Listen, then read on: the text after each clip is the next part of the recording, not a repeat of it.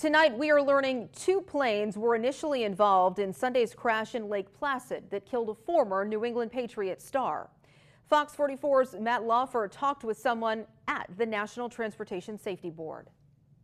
NTSB investigator Todd Gunther met with me to provide some more details about that flight, that deadly crash, and their investigation. A small airplane with what investigators call two experienced pilots on board crashed Sunday afternoon just off the runway at Lake Placid Airport. There were two people on board the aircraft at the time that the accident occurred, and unfortunately were both fatally injured.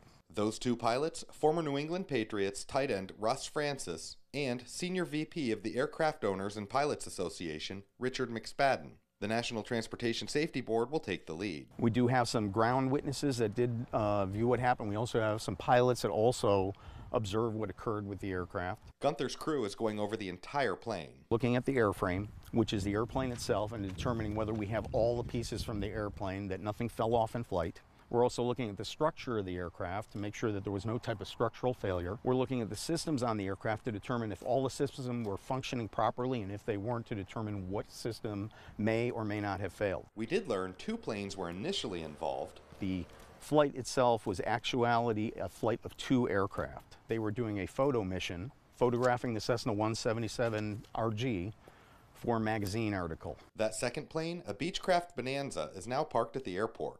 The accident aircraft took off behind it and was in about 1,000 feet of the photo airplane when the engine apparently lost power. The pilot, or pilots in this case, turned back towards the runway and landed in the opposite direction from which they had taken off, or were attempting to land in the opposite direction from which they had taken off, and they ended up striking the berm that's off the end of the runway, and then the aircraft fell about 30 feet into a ravine. Many unanswered questions remain. The NTSB will be here investigating until Friday, then head back to Washington to wrap things up, which Gunther says will take about 18 months. Of course, we'll give you any updates as they become available to us. Reporting in Lake Placid, Matt Laufer, Fox 44 News.